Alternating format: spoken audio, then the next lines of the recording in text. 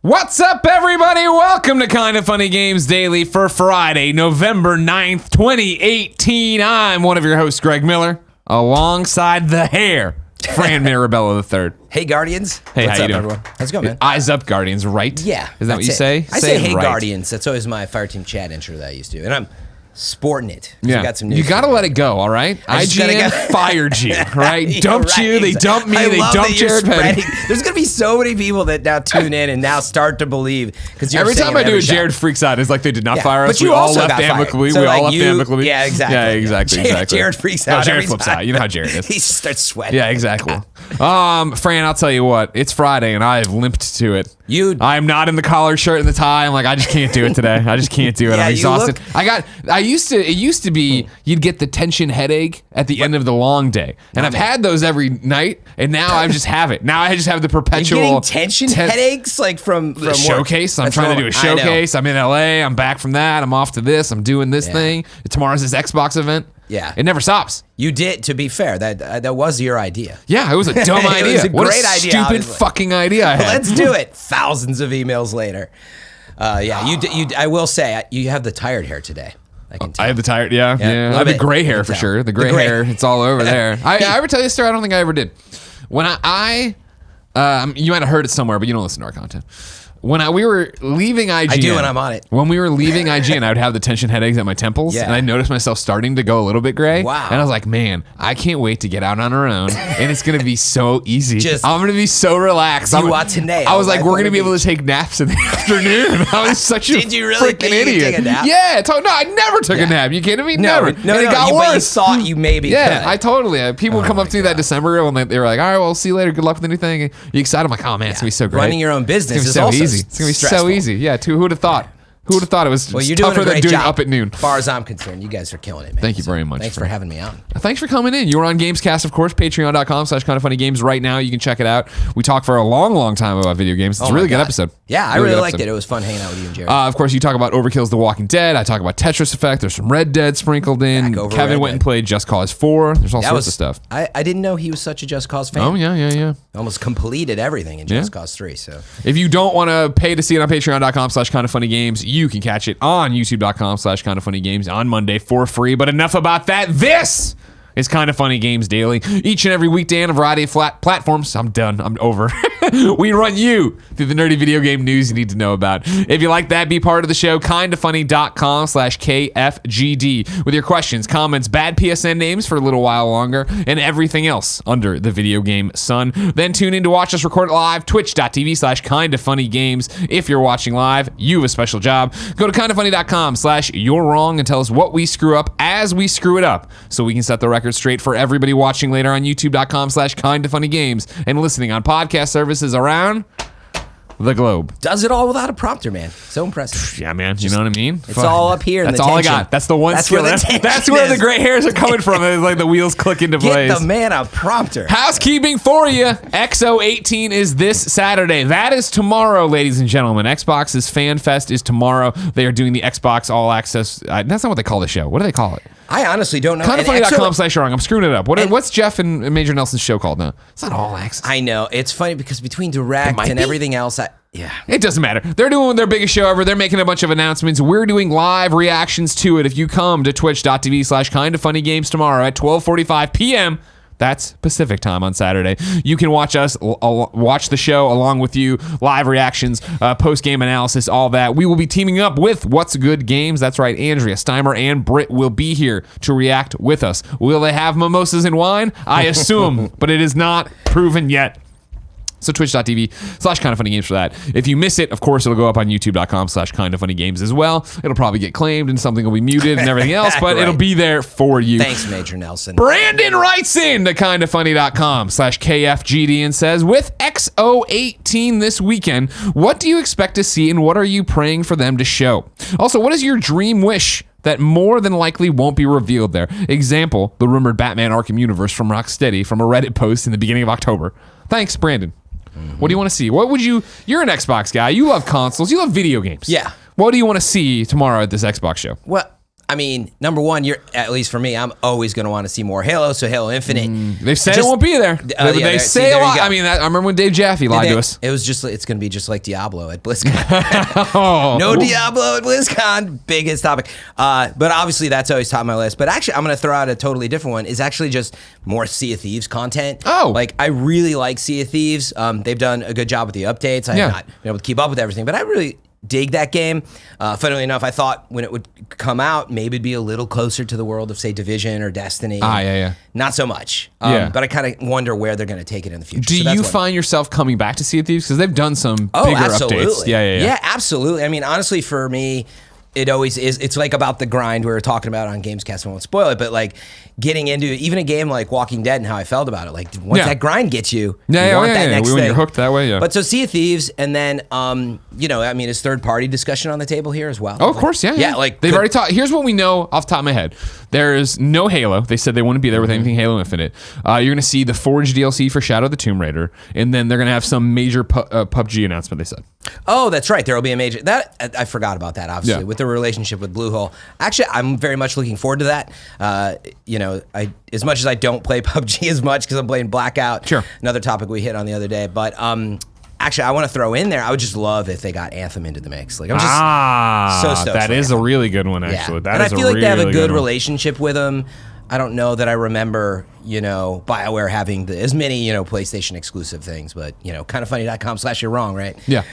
tell us everything. But Anthem would be great. Yeah, that is a good one. I mean, I'm keeping my expectations low. And when I say low, I don't mean like I'm going to be disappointed. I mean like, I think a Sea of Thieves thing would be a great idea. I think, seeing this Forge DLC, awesome. What are they talking about for PUBG?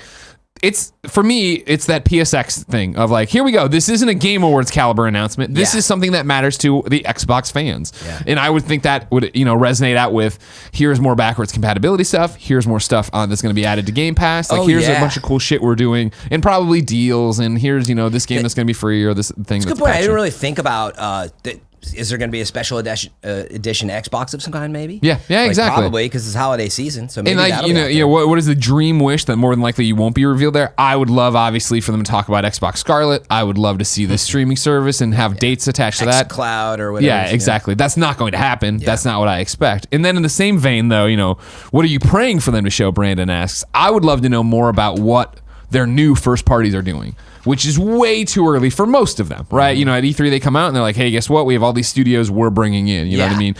Talked about. We're bringing in Ninja Theory. We're, Undead Labs is officially with us. We're starting our own in Santa Monica. The Santa Monica one, maybe we have a shot at hearing what their project is or what they're looking at and getting a teaser trailer. Yeah. That would be super exciting. Yep. Zuko's Honor wrote into kindoffunny.com/KFGD and says, hello, Greg and Co. No, we didn't know it was going to be you yesterday at the time. My question about the future of My question is about the future of Xbox's new studios. When do you think we'll see games from them? I personally bet we will see them pop up at launch of the next console, giving Xbox a killer launch lineup. What do y'all think? And I do think, actually, it might have been kindoffunny.com/you're wrong. I'm pretty sure State of Decay 2 is confirmed to have some kind of announcement or update at this thing as well. Yeah. That makes a lot of sense, too, yeah. Yeah, I mean, E3, they announced they take over these studios, and they're forming some studios, and they've done stuff since then as well. Mm-hmm. I think it's going to be a while. Yeah, I think it is probably going to be a while. It's a good thought. Is like, okay, we're super excited. Ninja Theory's on board, but like, when and what are we going to see? Yeah, I mean, I think at best, like E3 next year, you see a teaser about something, and I feel like, it's that Santa Monica one that I think has something. I don't remember the Santa Monica one. Remember? I was there at the I saw the conference live. But, but anyway, so it's a brand new studio, or they acquired one? No, this is the one they're building from the ground up. Yeah. Okay, that's probably why I don't remember it, because I was remembering some of the acquisitions. But yeah, I mean, I think it's going to be a while for them, is the short answer. But every time we go through this with Xbox, though, it's like, and it is the resounding problem that the console still has had, though this year was decent. It's just like, what do they have next year that PlayStation doesn't have? Yeah. The Initiative, that's the studio. Okay. Yeah. Was there any more info on that? Like, who's doing they have a whole thing rolled out of who's in. Okay. Daryl Gallagher is the head of Microsoft's The Initiative game studio in Santa Monica, but they had been making pickups for a while for that. Okay. But it's AAA people in terms of, that they want, that you assume is going to come out and make the next big thing. But yeah, it is super important tomorrow. Like, as much as maybe the expectations are lower, I would say on the other side, it's like, okay, it's holiday season. People are thinking about buying a new Xbox One, or the new Xbox One X or whatever. Yeah. But why? Exactly. And all these third-party games, now they've got 4K. They got the best-looking version of Red Dead, okay. But, like, what about next year? We keep running into this. Like, Ori, I was actually going to throw that out. I would love to see, the next Ori, because that just looks so fantastic. Stuff like that, I think, is what we're going to see. Yeah, like, more likely to see Ori 2, or I think it's called Ori 2. But it's Ori. It's just got a new Blind end or Whisper. whatever. Yeah. But it is the big sequel. I mean, that game's awesome. Can't wait to see the sequel. So I think we're going to see stuff like that. Yeah, and that's what I want. Like, and that's, I mean, a big part of how PlayStation positioned themselves and took over here is that they had indies that you equated with them, right? They had these games that were smaller games that you equated with them. And Xbox has done a good job of that every GDC with that Xbox Lounge, and we go off to that offsite, and they have a whole bunch of ID at Xbox games there that you play, and they're a part of that. Yeah. I'd imagine you see more of that, and that's a chance for them to shine, and maybe some announcements there. Yeah, but they need some big stuff for next year. Otherwise, what? We're waiting until E3 to hear about it? Yeah. I don't know.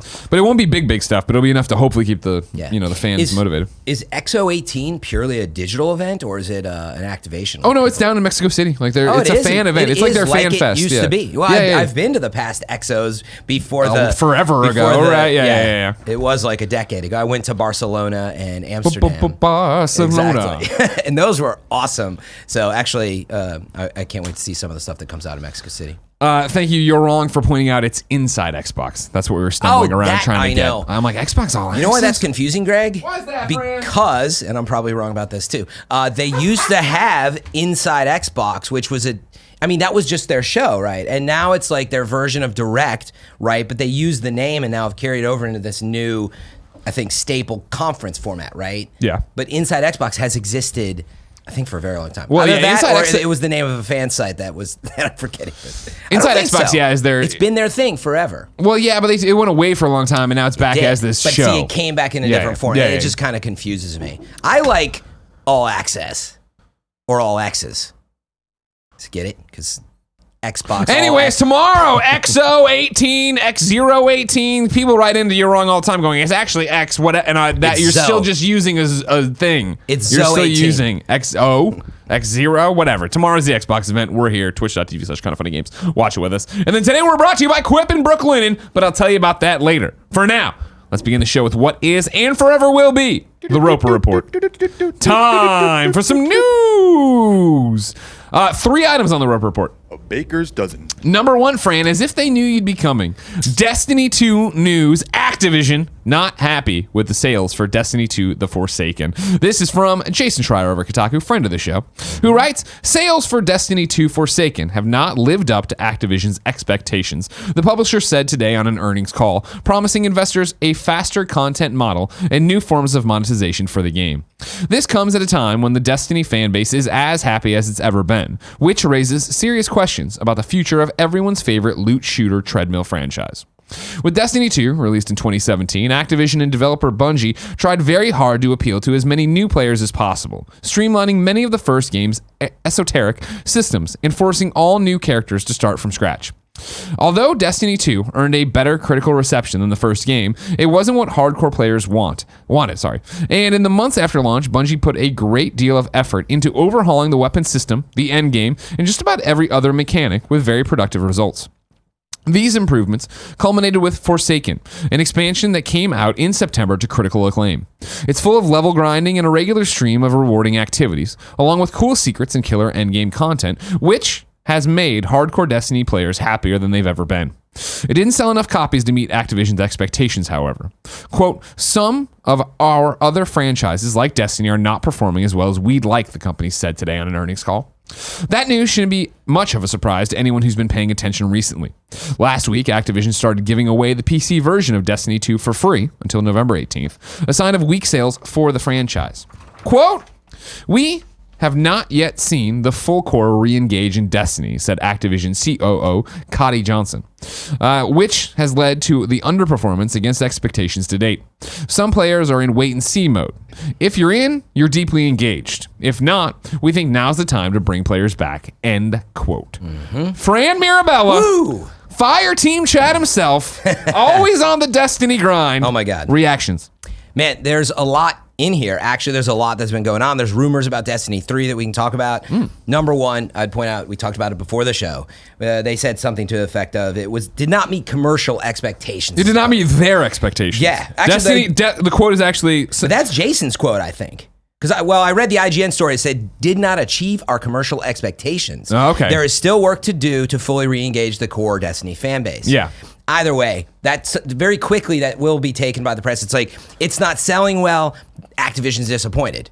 Well, I mean, you can interpret it, but we were talking about it a little bit before the show. We don't know if it's like 90% of target, 50% of target. Right. Their expectations are high. I pulled up, an older report. It was not digital sales, but like Destiny 2, when it launched last year, by September of earlier this year, had sold. It was the number 3 selling, out of physical copy game in the store. So it sold very well. It was one of the top 10 best selling physical copies of the store. They, Activision, just expected it to do X% better. And so there's history here because, like you said, I was on this Destiny show on IGN for 4 years. Okay, I'm not defending and saying it's selling awesome, guys. So I would point out, I don't know the sales numbers. That's what the nuance of this is. You have him saying at the end, too, I think now's the time to bring the players back. That's like for the investors. I mean, you can see them. They are actively out there giving away the game for free. Yeah. They have a Gambit trial weekend for people that's again. In deals of the day coming up. Yeah, so they're really pushing it. They're trying to get it out the door. I think my read on that actually is that, I mean, Forsaken does bring back a lot of what the fan base loves. It's actually awesome. It is, I believe now, Forsaken is probably the most critically acclaimed overall. I'm assuming it's the top Metascore when you break that out of for Destiny content. Yeah, as a DLC or expansion or whatever. It really is awesome. They just nailed it in so many respects, even if it's not as fully fledged.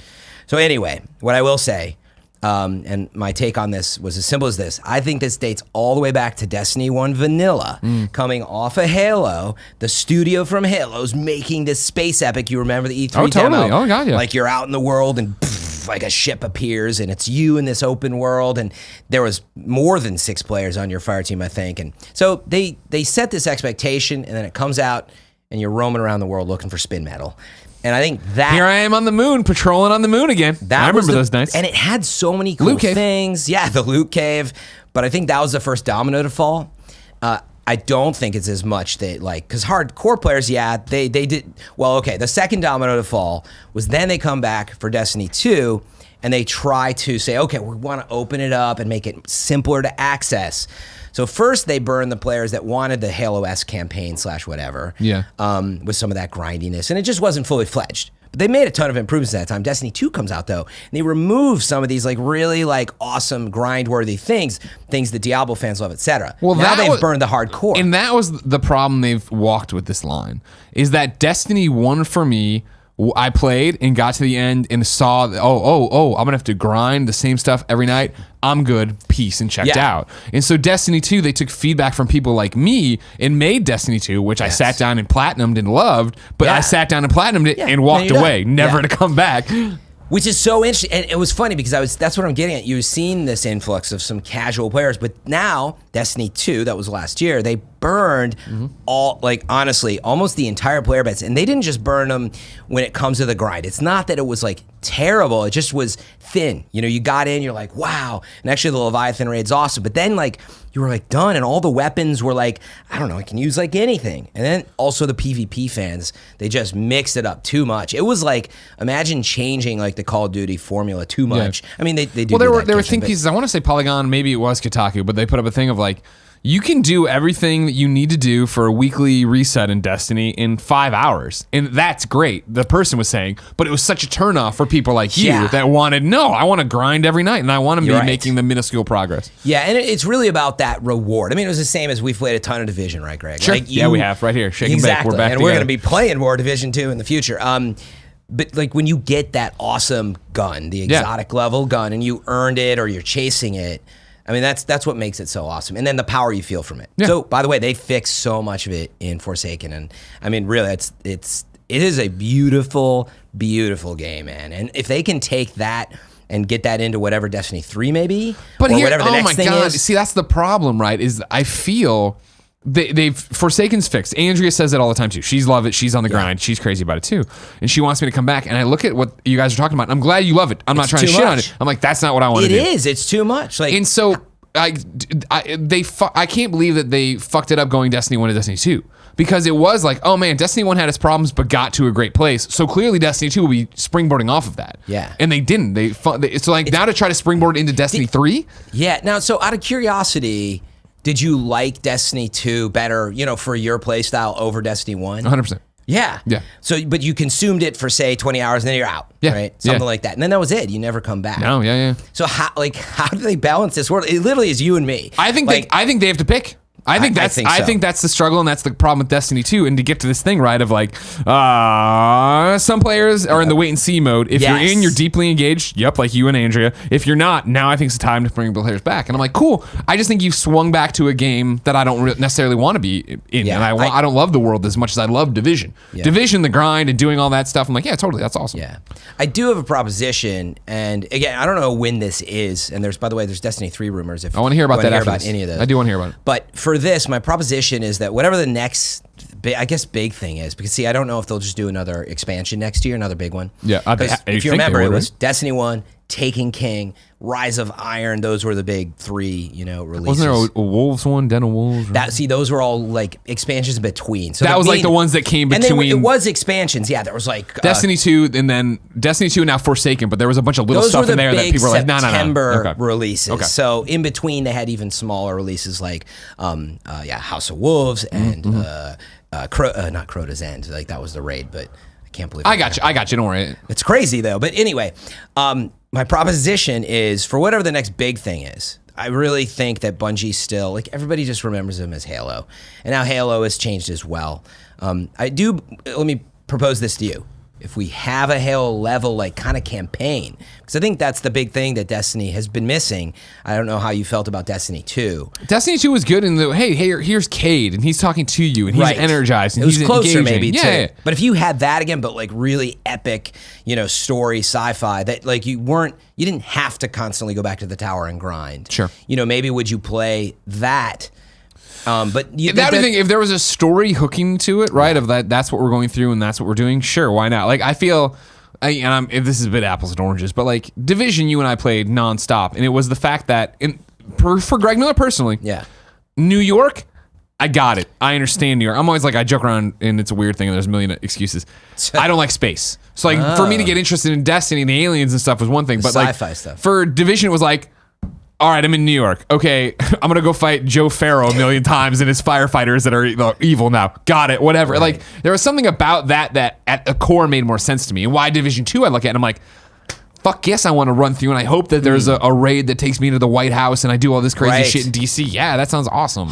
Like I get excited for that more than and that's going deeper in and finding about all these different aliens and shit that are it's doing. Funny, do you just not like sci-fi as much as that? Yeah. Did you like Halo very much? No.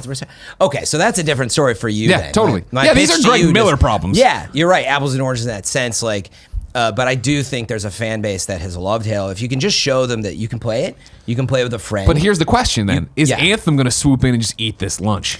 If they come in and they're like, hey, it's the BioWare space opera storyline.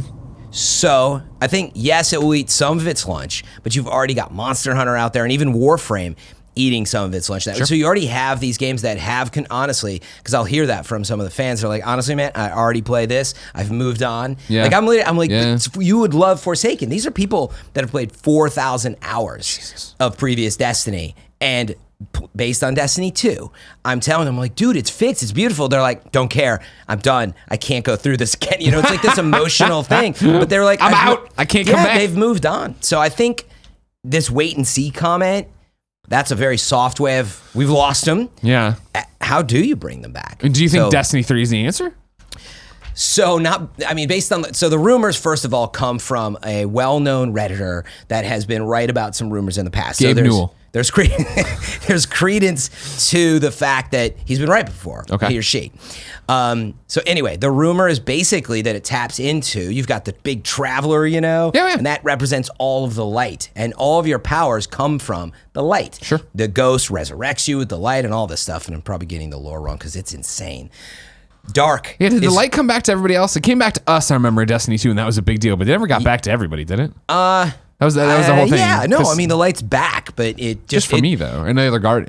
Yeah. The other guardians. No. Well, remember, you're like... I remember that purple or blue woman? She was just like, you're right, we don't have the light, but we should still fight. Yeah, that's her. Yeah. She doesn't have the light. You get it back from Gaul. Like, basically, Gaul was keeping the traveler captive. Yeah, I remember that. Remember the end? Yeah, that thing on him. But anyway, so... The idea now is that you can be a dark guardian. So the idea is, think of all the powers you had, your Nova Bomb, there's going to be a dark power that you can be instead. So maybe, let's say there's 3 subclasses for 3 classes, so there's a total of 9 powers. Maybe there'll be 18 things. I don't know. I mean, or maybe they trim it down a bit. But so that's the rumor, that it's a bit dark and light. And the second thing was that it's going to go heavy RPG stuff, even heavier. And there was a little bit of rumor about being in the open space where we would get into like a bit of a standoff in PvE/PvP briefly by crossing paths. But they didn't describe it as like I'm out to just cause grief for you. Sure. Because that does suck. Yeah, it sucks. I know. I don't think you got Fallout 76 out there trying to solve it with the like, okay, I'll fight. Like, it's not that, I don't think. But the idea behind it was that you would fight for territory as like, I don't know, factions or something. Sure. So anyway, those are just rumors. I think that Bungie, I mean, based on Forsaken, because I'd been getting worried. I'm like, who's too busy and stressed out? Who's leaving? Like, what is going on based on sort of what happened with Destiny 2? But I think they put all their eggs in that basket. Activision as well, you can see. I mean, they are the ones paying for a lot of stuff. If it doesn't meet expectation, they're a big voice. Like, it's not always up to just the people Bungie. So I was super worried. And then, man, Forsaken, I mean, nobody, the whole fan base was like, you got this right, you did this for you answered the call, like, and there was just more content that I could really believe for the $40 entry point of what it is. So like, it's crazy that I'm like over the moon about it. Yeah. Sort of a space reference. Yeah, I got you. No. So look, I think they have all the talent to do it. But I think it goes back to what you said before, which is like, I don't know that they can solve for both of us. Yeah, you're gonna have to choose. But I don't think they should. I think that there's I don't know there was ever a world where I would be that invested in Destiny, right? Like, I enjoyed it when we did the raids. Those were like, hearing about the raids from Destiny 1, I was like, oh yeah, I played DC Universe raids. I know what you're talking about. And then playing these raids where it was like, yeah, we played for 8 hours. So we fucking lost, but it was still a great time. And it was that moment of like feeling empowered and getting cool gear and getting a better Ingram. And I was like, all right, yeah. Like, I get it and I like it, but I've never been drawn back to go back. Yeah. So, I mean, I do think they're going to have to choose, but who knows? They should choose you. They choose me. Cool, Greg? Can I have more water? But I'm also moving to number 2 on the Roper Report if you need to put down a time code. Number 2 on the Roper Report, Prima Games is shutting down. This is from Evan Slead over at EGM Now. The Dorling Kindersley division of Penguin Random House announced the extremely difficult decision to discontinue the US-based imprint of Prima Games by spring 2019. Sources that have been affected by the closing have confirmed the news to EGM. Employees at all 3 Prima Games offices, Roseville, Indianapolis, and New York, will be affected by the cancellation. It's unknown whether the New York office will close its doors, but Roseville's will close by mid-November, and a selection of employees at the Indianapolis location will continue to publish material until March 2019. Prima Games has enjoyed 28 years of success, with millions of strategy guides sold since the company started in 1990.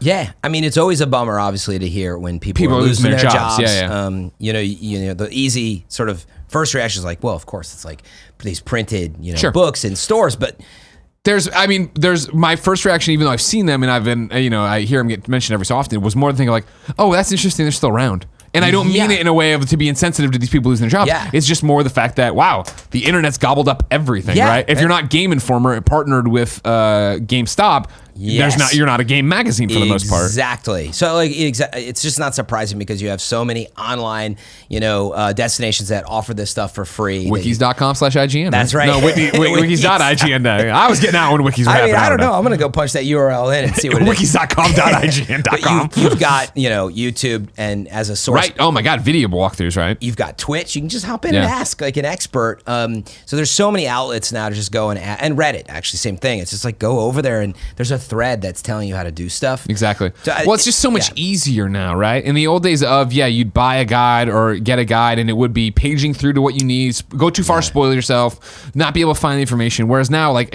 I know it sounds funny, but if you're a teenager doing all the stuff, you don't understand how easy it is to be like, Assassin's Creed Odyssey location, oh my God. Medusa or whatever, whoever the hell you want. And it Yeah. just pops up and there's all these walkthroughs and how you do it. Exactly. And we're so far past that where it was like, maybe you've beaten it or maybe you have the book, but I'm like, I got to call Greg. Yeah. Hey, can you pace through this? Can you bring it to school tomorrow? Will you bring it to school tomorrow? Yeah. And literally you would have to do that. You couldn't take a screenshot of it with your phone. Hell yeah. Oh my you probably God, had to, right? Think about how crazy it used to be. Oh yeah.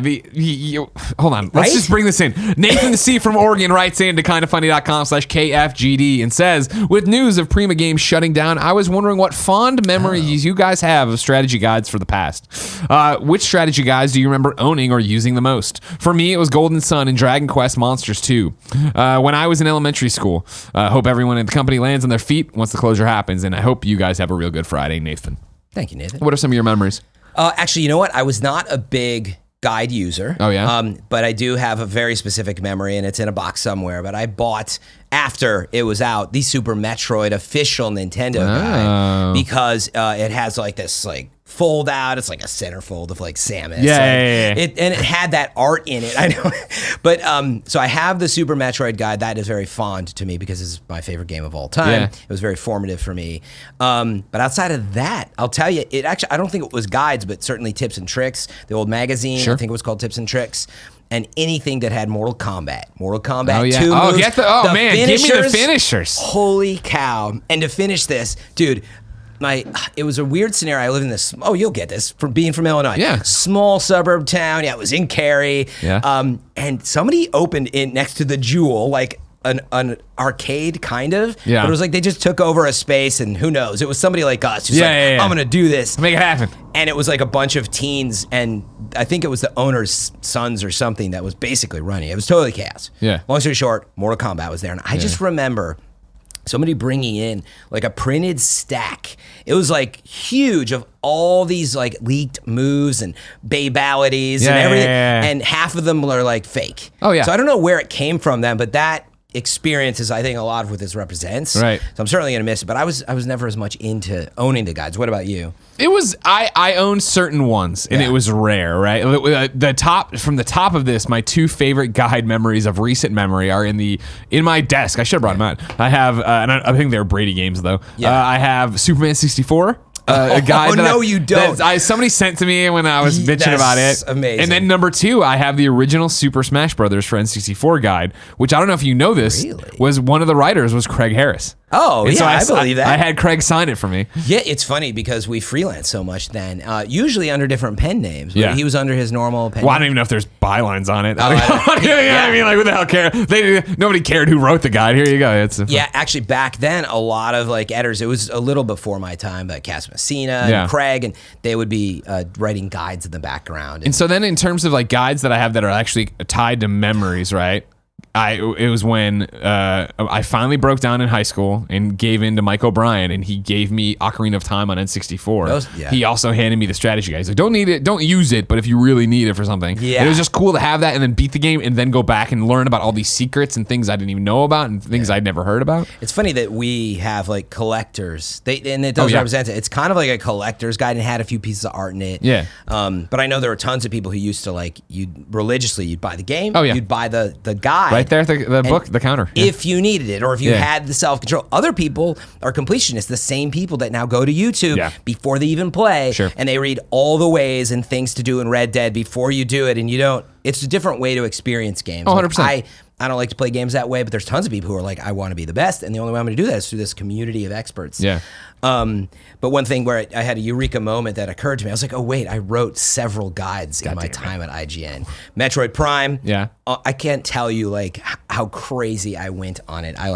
Now this was online, so it was not a printed guide, but the effort that goes into writing guides before it's out, before you have people to help you is it's so hard. Oh, yeah. But anyway, I did Metroid Prime. I got every scan, and I was like color coding words that linked to videos, by the way, in the guide. And I also, before that, did Rogue Squadron Battle for Naboo, which was just like the second entry in like the whole Rogue Squadron entry. But writing guides is tough, man. Dude, So, I could never ever do it. I watched Jared do it. You see the guys team. I remember when Colin used to do it and stuff. Especially when IGN, when you all had these weird bootleg setups of like, remember the one you had it was like a pedal. It was a pedal from a racing game that you used to take screenshots. I was like, you guys are insane people. That was genius. I don't know if it was Mark Ryan. It was Mark Ryan, I think. It was Mark, I think. Yeah. So when you're doing the guide, like how do you get that moment that something's happening? You'd have to like hit print screen or And well, actually, it was off a TV. We used to have game capture boxes.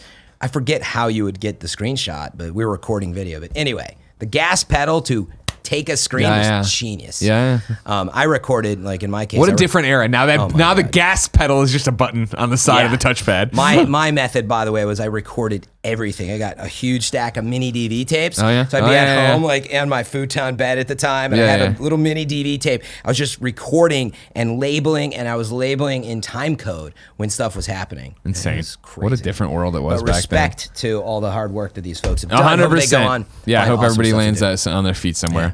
Number 3, final story on the Rope Report for the day. Game subscription services are killing it. They generated $273 million in the third quarter of 2018. This is from Brendan Sinclair over at GamesIndustry.biz. There's been some speculation about Netflix-style game subscription services as the future of the industry, but they're making a considerable impact on the present as well. According to a new report from industry research group Superdata, the leading subscription services combined to bring in about $273 million in revenue during the third quarter of the year. The group determined that most of the revenue, 52%, was accounted for by Sony's PlayStation Now service, which is said to have brought in $143 million for the quarter.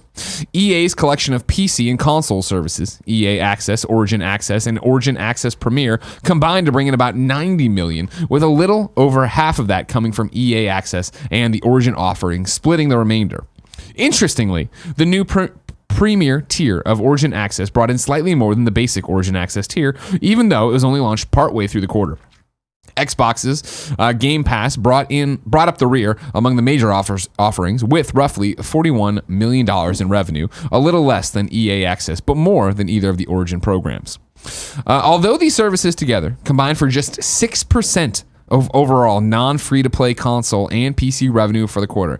To restate that as Greg Miller, right now, $273 million for quarter 3 was made up by subscription services. That's just 6% of the overall non-free-to-play console and PC revenue for the quarter. Superdata noted that consumers of other media have already shown a pronounced shift towards getting their entertainment through subscriptions. It is said that in the US, 74% of people who spend on digital video do it through services like Netflix and Hulu instead of purchasing the shows and movies they want a la carte. For music, 64% of digital consumers have subscriptions for services like Spotify or Apple Music, compared to 51% who buy their music directly through storefronts like iTunes. Unlike those other forms of media, games also have the advantage of selling add-on content to users of subscription services, and Superdata found subscribers more willing to do so. On average, subscribers of game services spend $25 a month on in-game content, compared to $10 from non-subscribers. And even with the subscriptions, those users are spending $57 a month on full game purchases, compared to the non-subscriber average of $39. Fascinating. Yeah. I would not have told you that PlayStation Now would be in the front of that. Yeah, I didn't know what to expect of what represented that number. And I say that, and I believe it was PC Gamer Insider. I read their story as well, but ended up quoting Brendan over here from GamesIndustry.biz. PC Gaming Insider pointed out the fact that, of course, it makes sense that PlayStation Now would have this lion's share of it because they're so far ahead on the console market. I'm like, that's a good point. That's a great point. Whereas I think Xbox pushes it, and arguably, I think is a better service, but I understand that Xbox is trying to make up ground on fewer consoles out there. Exactly. The install bases are so far apart. But yeah, what is it? 40 million, 1 million. Games Pass for Xbox was 41 million, and then like PlayStation Now 143. I mean, it's over 3 times. So, but yeah, the console base, I think there's some ratio there that of course that makes up for it too. Yeah, I need a lot of people write in. We talk about this all the time, and I talk about how stoked I am for this future of a streaming future. And have you used the Google Cloud service? We talked about it. I didn't get to see it yet, but dude, playing it, it's the fact like that you gave rave reviews surprised me. I'm blown away by. I hope Xbox kills it with their thing. I hope blah blah blah. I need to sit down and do something on PlayStation Now. It's just the fact that PlayStation Now is a little bit of a different service in terms of what I'm looking for, I guess. In terms of I want like my Assassin's Creed save sunk up and I can play it anywhere kind of thing. Yes. And I know there's remote play and I know there's things, but I need to do a bunch of different things, I guess, to sit down and shut up and actually have some kind of PlayStation foot in the race. Yeah, and I mean, the Assassin's thing was an experiment with Google, right? I mean, it's not really a service that's ongoing. Right. But it's showing the potential in some limited capacity, right? So, like, PlayStation Now is all older games, right? Yeah, I mean, it's not like older. Yeah, exactly. You can still do it's not more brand recent new stuff. No. But can you do PS4 games on there? Really? Yeah. See, I haven't done it since it like launched. And that was back. I was playing like just old PlayStation. And that was the problem. When it launched, it wasn't a great launch, and I wrote it off. It was not, like, all right, cool, I'm done with this. But then so many people are like, it's better now, but is it great? Yeah, the input lag was killing me. I will say for like shooters especially, I'm like, I have a hard time imagining like how it would work in a world where obviously like, you know, you want 144 frames if you're on PC, but you want 60 and like no input lag. I mean, you can't even deal with internet lag. You know, you're talking literally milliseconds. And that's the thing of ping, why, you know, the Xbox or the Microsoft, I should say, Project xCloud and Google's Project Stream, like, they admit that that's the problem, right? But they also admit that 5G is right around the corner and things are about to change drastically there. So we need to start working and preparing for it. Yeah. So I mean, it's the right place to be. But yeah, like, I'm glad that they brought it up in this report is that $243 million is actually like nothing. Nothing. A drop in the bucket. Yeah. It's such, like, the first thing actually I thought about was not the entire industry, which is many, many billions of dollars. Yeah. I was just like, oh, Red Dead sold like 17 million copies or something at $60 a pop. That was like $1 billion game, and Red Dead Online has not even launched. That doesn't even include limited editions and all that. By comparison, there's so much ground to cover. But I do think, you know, just to look at Netflix and you know, Jared was wearing a Blockbuster shirt the other day. Like, it is going here. It's just when. Yeah, it's gonna be fascinating. I think it's the next big shift in our industry, and it's gonna be interesting to see how we tackle it, who can get out and do it. When it works well, I mean, we're all down. Who wants to? Yeah, like, I don't want to go a whole to bunch of people anymore. They yell at us all the time. They yell at us all the time that they want physical media. They don't want this. I don't have the internet where I live. They're the same people that said they loved strategy guides and bought them. Yeah, they don't anymore. It's Fran, I can't wait for the streaming future, but it's so far away. If I wanted something more immediate, like say what came to the mom and grop shops, where would I go? I didn't prep you for this. You did. I forgot. I'm supposed to read this. Yeah, you read the ball. The official list of upcoming software across each and every platform, as listed by the Kind of Funny Games Daily Show host, each and every weekday. Cool, Greg. Out today. Noir Chronicles: City of Crime on PlayStation 4 and Xbox One. 1111 Memories Retold on PlayStation 4, PC, and Xbox One. Tetris motherfucking Effect on PlayStation 4 and PlayStation VR. It's one game. Buy it. It's great. I'm loving it. You can hear about it on the Gamescast. Mechanica on Xbox One. Chasm from our friend Dan Edelman on Xbox One. And Stick Type on Xbox One. New dates for you. I, of course, missed Monday and Tuesday's episodes because I was down in LA working hard. Busy, man. While that had happened, whatever, IGN put up a story saying that Spider-Man: The City That Never Sleeps Turf Wars, the second DLC for that, has an in-game date of November 20th. I thought that it got reported. Everybody knew that. Somebody tweeted me today asking about it. I was like, oh, maybe you didn't know. I put it out there. November 20th is the next DLC, apparently. Plus, so awesome. The PlayStation trophies are live now if you wanted to jump into your place. There it is. That was why it popped back up of like, oh, Greg, did you see this? I'm like, I thought everybody knew this, but maybe not. Deals of the day for you. The Gambit. Yes. Free trial is back this weekend with all 4 maps and enemy races in Destiny 2. Right now through the 11th, November 9th through the 11th, Destiny 2 owners can play Gambit for free. What is Gambit again? This is multiplayer mode? Gambit is that PvP cross PvE mode. So you're killing a bunch of enemies. There are enemies on an alternate map that can invade through this like portal and come and like attack you. Multiverse so it's shit, I like it. Blended thing. And don't forget, it's not on the list, but as you mentioned before, Destiny 2 is free on PC Battle.net. You just download it and own it as part of Battle.net until November 18th. Nice.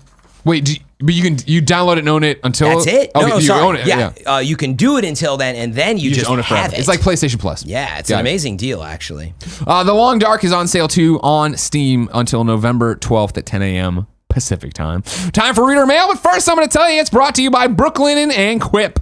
I sleep on Brooklinen sheets. You know this. I talk about it all the time, and I force an image of me in the nude in my sheets, wrapped up in that nice duvet cover and nice sheets. Why do I sleep on Brooklinen? I like them a lot. They're really cool. They're super comfortable. They're cheaper than going to the store and buying sheets. And guess what? They're easy to get. That was my best part. You go to brooklinen.com. You can mix and match different designs. I sleep on navy sheets with then a white comforter with navy dots on it that I set up myself. And my wife was very impressed that I was able to get something that looked good and matched our furniture. And I did it because on Brooklinen, when you make the choices, you see it in real time switch up. So you know what you're getting. And you know, no, this green and red thing, that's not going to go with my house. Brooklinen has a small business approach from being run by husband and wife to being involved in every step of the manufacturing process to a customer service team that cares so much they remember each customer by name. Again, my Brooklinen sheets I really, really do love. They are the most comfortable sheets I've ever slept on. And Brooklinen.com is giving an exclusive offer to my listeners. You can get $20 off and free shipping when you use the promo code GAMES at Brooklinen.com. Brooklinen is so confident you'll love them. They offer a risk-free 60-night satisfaction guarantee and a lifetime warranty on all their sheets and comforters. The only way to get $20 off and free shipping is use promo code GAMES at Brooklinen.com. That's BROOKLINEN.com. Promo code GAMES. Brooklinen, these really are the best sheets ever. And then Quip. One of the most important things we do for our health every day is brushing our teeth, and most don't do it right. I didn't know this until I heard Nick read this ad on the morning show. And Nick is using the Quip electric toothbrush. I'm mad he got it, but I still need to buy my own. What you do with the Quip is you need to be brushing for 2 minutes every time. What Quip does is you put it in there, and every 30 seconds tells you to move around. So you get around, you get it even clean, you brush for the right amount of time. Plus, there's no bulky charger. It's very easy. Plus, when you sign up for Quip, they send you the replacement heads on the 3 months cycle, I guess, dentists recommend, which sounds awesome because I do the thing with my stupid old toothbrush where I'm like, oh, you look garbagey, I should throw you away. You wait until it's all like bent. It's clearly not working. I'm like, how long anymore. was this even in there? I don't even know what's going on. Quip seems awesome. Nick loves it. He's got good teeth. I saw him eat a tin can yesterday. So why don't you get out there? They're backed by 20,000 dental professionals. Quip starts at just $25. If you go to getquip.com/games right now, you get your first refill pack for free with that Quip electric toothbrush. That's your first refill pack free at getquip.com/games. Getquip.com/games. jackdutt wrote in to kindafunny.com/KFGD and says, hey, Greg and Fran, I wanted to know what you guys think controllers will look like for the next generation of consoles. Do you think the controllers will be very different or more the same? Obviously, the Sony and Microsoft controllers have never been too radical when it comes... Obviously, Sony and Microsoft have never been too radical when it comes to their controllers. Stop yourself. Remember that boomerang controller for the PS3. What the hell were they thinking? But I think if this gen shows anything, it's that controllers with alternative layouts have a legitimate market, meaning it might be time for a change. Or, who knows, maybe we can see the return of the PS3 era banana boomerang controller. I just want to hear what y'all think. Love you guys. Jack. I think they're going to look exactly the same, if not for a minor difference here or there. Yeah, I think you got to be careful to mess with success, especially after iterating now through several generations. Yeah. Xbox has nailed it. They're great. PlayStation, I love, but I know some people love the offset sticks, but PlayStation continues to partner with people to have them make that. I would love to see PlayStation get off their ass and do the Xbox thing of, hey, here's the Xbox controller lab. We're making the controller you want, or here's the Elite controller. Here's this different thing. I would like to see more partnerships with people. Like, it was hard to find like wireless PS4 controllers that you liked because of the licensing and like. I don't know that that's really going to change. You know, it's like crossplay. It seems like they've been doing. It seems like they've been doing more partnerships, right? They put out some licensed stuff. Scuff had something at E3. It's been getting a little better recently, but. Back to the original point. I don't see major changes unless there's some major functionality change. I think expect that from Nintendo, who is more than willing to do things like they did with the GameCube controller, which I actually thought was brilliant for the time with the big button and the little, I call them kidney beans around them. What are kidney beans? The kidney beans. It was easy to find the buttons. It was like for its games, like playing Mario and Smash on those controllers, there's like no contest. I'm so broken now. Like when me and Nick went and did Smash at EGLX, and it was the new one, Ultimate, but it was with Pro controllers.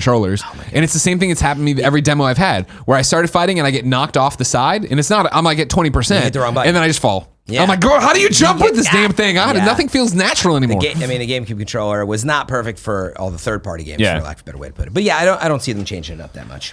Lethargic writes into kindafunny.com/KFGD and says, PUBG just put out the Joker and Harley skins from Suicide Squad that cost a combined $45. $15 more than the whole game. Yet the perpetual outrage that comes with every microtransaction announcement is stunningly silent. Has PUBG become such a non-factor in gaming that we can't even get mad at it? Is that true that it's 40? I'm gonna look into it. I feel like it's wrong. Obviously this person did their research. You like to think so. Some people like to trick us and write in and make us into idiots, and I cry. Right, Cool Greg? So just for maybe a quick reference point while you look that up, in Fortnite, okay, the exotic tier skins cost about $15 a pop. So for 2 of them, it does cost $30. And then if you like go and say add on like your pickaxe, or you add on a glider, I mean you can get up for 2 full sets. Yeah, you would be up to $45 probably. Screen Rant's title is DCEU Joker and Harley Quinn PUBG to rip you off for $45. What do you get though? You get the Joker and Harley skins from that. Just the skin? Are they like full character models? I haven't seen. There you go. I mean, Harley looks exactly like Harley, and the dude looks like he's in but these are models, and they come with the full costumes. It looks like. I mean, it's a little different than buying like a skin for your character that's like themed. I thought maybe it almost doesn't make sense now that I'm thinking about it. They do need to be the characters. Yes, I think to your question, that's expensive. Lethargic, I think is that PUBG is such a non-factor right now and doesn't have the mainstream mindshare that hey, we're partnering with Suicide Squad, a movie most people didn't like, and if you liked it, that's fine. I'm a Batman v Superman defender. I get it. But I mean, a movie that's old too, that isn't like new. This isn't like we're doing a new thing. Yeah. And like, if you want to like, in a nutshell, a snapshot of like what's happening with these battle royale games. Here it is: Fortnite immediately putting out a Thanos thing for the biggest movie in the world. Yeah. PUBG. Years later, putting out a fucking Suicide Squad thing. Yeah, and it does not look good next to the fact that they just released all the NFL skins. Yeah, all the NFL outfits. For Fortnite. You can buy those skins. You can put custom numbers on them. It's not great, I would say. And I do think that's the thing is that I think PUBG has. And now, granted, I know tons of streamers. People love PUBG. I'm not taking that away. PUBG is great, man. But I do think PUBG is so not the hot ticket item that is not the conversation piece on podcast after podcast that nobody's like.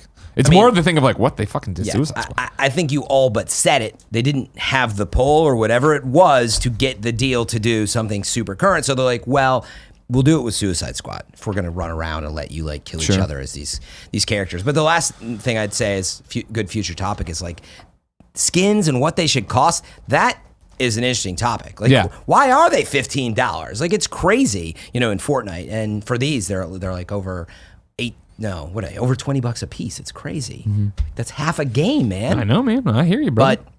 But you're buying at least Fortnite's free to play, right? So I mean, like you can justify they're doing that. But can you? Because like again, you get into the value of what you're buying. Sure. Well, the value is what people pay for it. And that's where I was getting at. Because you're gonna go out and buy all this stuff. Well, you'll figure out if this is worth it. Yeah, exactly. I think they're way too much though. It's extortion at some point. Like I actually want to do some research on how much I've spent on Fortnite.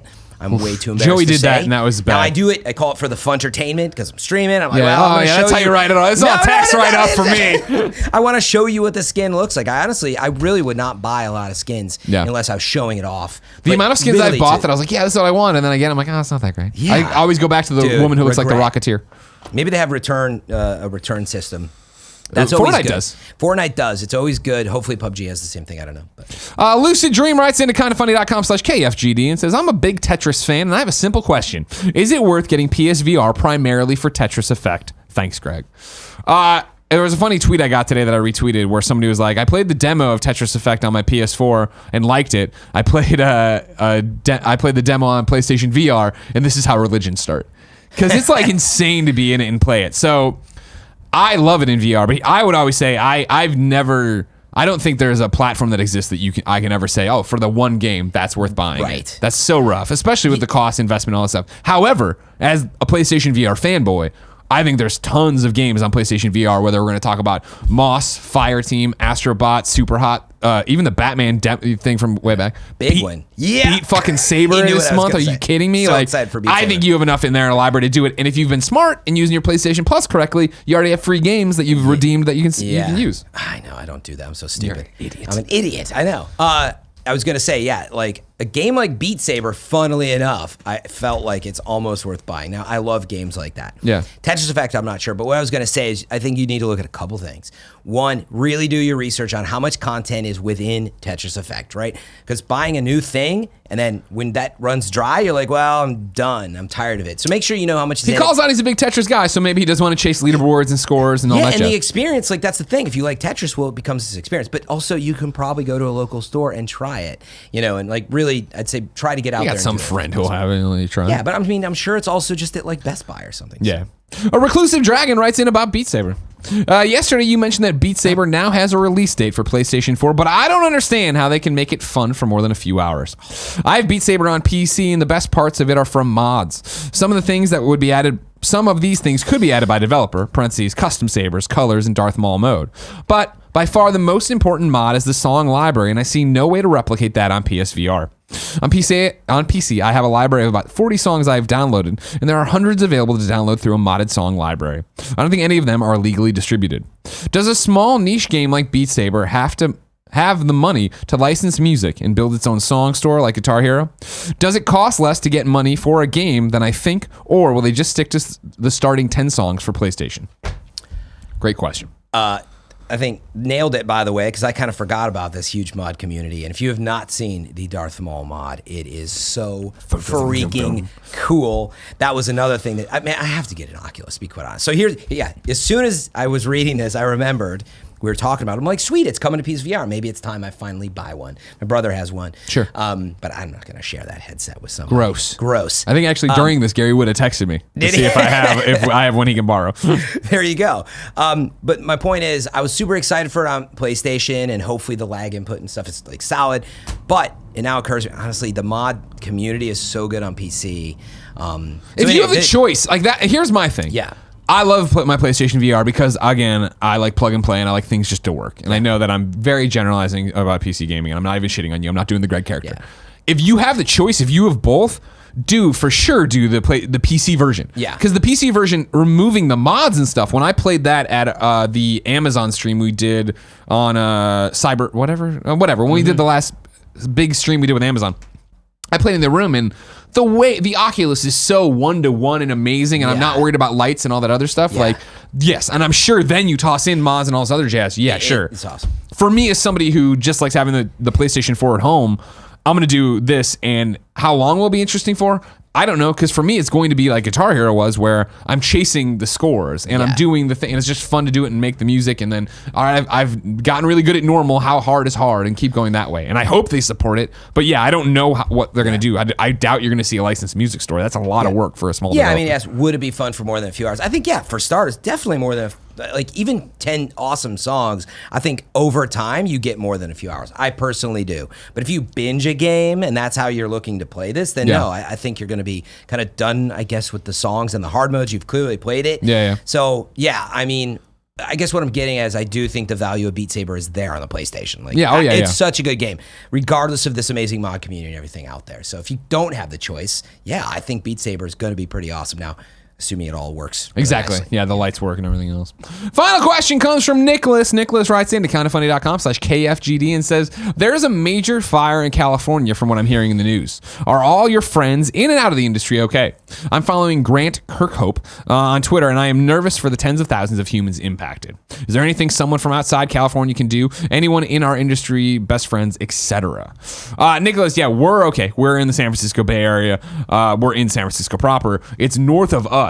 But it is if you were, we had not an argument, but Fran's like, you guys got to close the windows. Yeah, they had the window open. I was like, closing the doors. Because but it's like it's bad out there. Yeah, you see the air quality's bad. You can smell the smoke in the air. I woke up with a sore throat. And so, and I'm congested. I think that's part of my headache too. Yeah, I was congested. You have a headache. Like the truth is though, maybe what you're getting at, like it's not fun here right now. It's hard to breathe. People wearing masks. Mm-hmm. We're in a safe spot though. There are the people up north, and it is. And I can't speak for all of your industry friends and who you know. I know different people live in different places. So I haven't seen anyone in the industry, but there are tons of people in trouble and missing. There are people. The videos are terrifying. So what it says, look into ways that you can donate, help. There's so many different ways. whether it's probably Red Cross. I was going to say Red Cross is what I It's default a to good in a situation start, like this. But they'll always have, like, people lose their homes. So yeah, I've seen those photos already. Yeah, Yeah. people's just everything torched. Exactly. So you can get ahead of that. These people are going to be looking for places to stay. So there's all kinds of things and resources. So it's actually a great question and something now it occurs to me. I need to take a closer look at it. I would think Red And I'm Cross like, is the place to start for now, but yeah. But I mean, I was sitting here thinking, I'm like, yeah, the air quality, man. Like, can I make it to the gym today? And I'm like, Yeah, no, it's like, it sucks. Us having our windows open and it's smelling bad, like that's the least of the like in terms of the problems. No way. It's unhealthy and scary, but it's nowhere near how bad it is out Yeah, there. So, exactly. Great question. But thank you for looking into it, and I hope everybody's motivated to go support the Red Stay Cross. safe. Yeah. It's time to squad up. This is where one of you writes into kindafunny.com/KFGD. Give me your name, username, platform of choice, and why you need help in a video game. I read it here. The best friends come and find you, and everybody plays games together. Today, Vinny needs help on PlayStation 4 and the PC. On Steam, his username is Dark Mantis 47, all one word. I'm looking for some best friends to make our little gaming group a little bit bigger. PC is our typical platform, CSGO, Dragon Ball Fighters, and Black Ops 4. But once Red Dead Redemption Online drops, we will be looking to gang up and tame the Wild West. If you want to do any of that, hit up Dark Mantis 47 on Steam.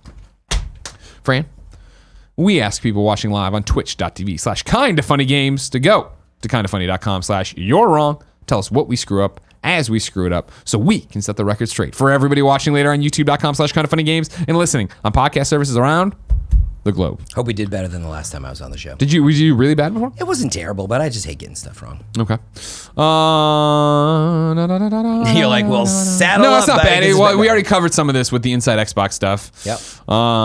Sea of Thieves will be at XO18, says they already DJ said. Brad Shill. Check out Xbox Twitter feed for more of the confirmed titles. More like you're excited. Yo! wincing. Okay, yeah. Zyger says, regarding the light, at the end of Destiny 2's campaign, we took off the Traveler's chastity belt when we killed Gaul, and the light returned to the Guardians of the System. So you were right. I was talking about the earlier You were stuff. wrong, but yeah. Drew the Gamer says, Forgotten Anne is out today on the Nintendo Switch.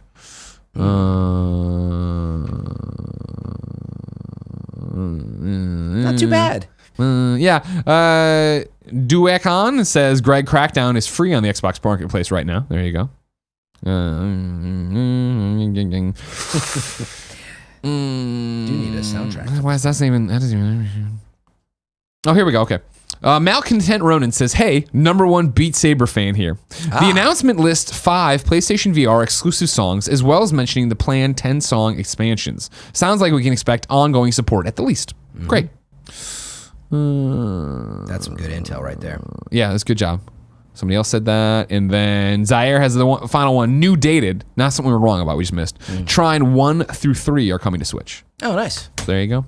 If you didn't know, ladies and gentlemen, this has been Kinda Funny Games Daily. Each and every weekday on a variety of platforms, we run you through the nerdy video game news you need to know about. If you like that, be part of the show, kindafunny.com/KFGD. Watch it later, youtube.com/kindafunnygames. Watch it live, twitch.tv/kindafunnygames. Listen on podcast services around the globe. Tomorrow, Saturday, we are here, 12:45 p.m. Pacific time. We will be getting ready for that XO18 event. Live streaming, live reactions with you, a post show. What's good games will be here. It'll be great. Twitch.tv/kindafunnygames. Fran? Yeah. What's your weekend look like for streaming? Oh man, I got all kinds of stuff to do and I can't decide. Red Dead, the game that never ends. Yeah. I got to finish the Destiny 2 Forsaken raid. I mentioned it before, but man, I'm trying to do it blind. Longer story, but I've been swearing off doing it without getting a team together as not blind. So I got that. Maybe I will go out and buy an Oculus because I've really been thinking about Beat Saber lately. But other than that, man, I'm looking forward to the XO18 news. And that's all twitch.tv/FM3_. /FM3_. Would appreciate your support. Thank you very much. Always a pleasure having you, Fran. Yeah, man. Thanks for having me on. Until next time, ladies and gentlemen, it's been our pleasure to serve you.